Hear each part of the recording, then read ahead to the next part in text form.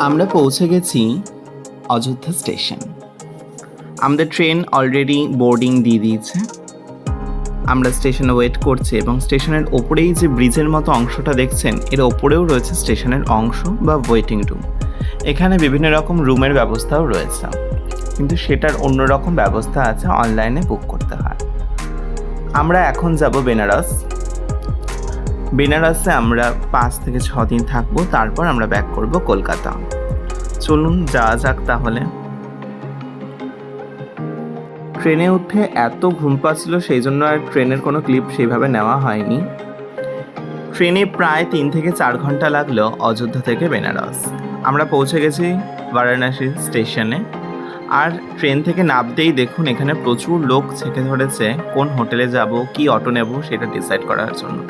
কিন্তু অবশ্যই প্রত্যেকবারের মতো, প্রত্যেক স্টেটের মতোই ডিসিশনটা আমরাই নেব, তাই আমরা এগুলোকে কিছু বার্তা না দিয়ে সামনের দিকে এগিয়ে যাচ্ছি।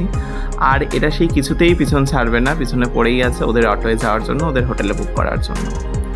চলুন সামনের দিকে এগোই, দেখা যাক কি অবস্থায় ফাইনালি কনক্লুড হই।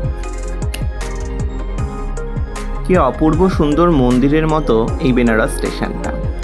ফাইনালি এখান থেকে 300 টাকা আমরা একটা অটো বুক করলাম, যেটা আমাদের মেন হোটেলের জায়গায় নিয়ে যাবে। সেখানে এসে এই হোটেলটা আমরা বুক করলাম। কি অপূর্ব সুন্দর হোটেলটা, একটা সেই মিনিয়েচার ক্রিয়েশনের মতো।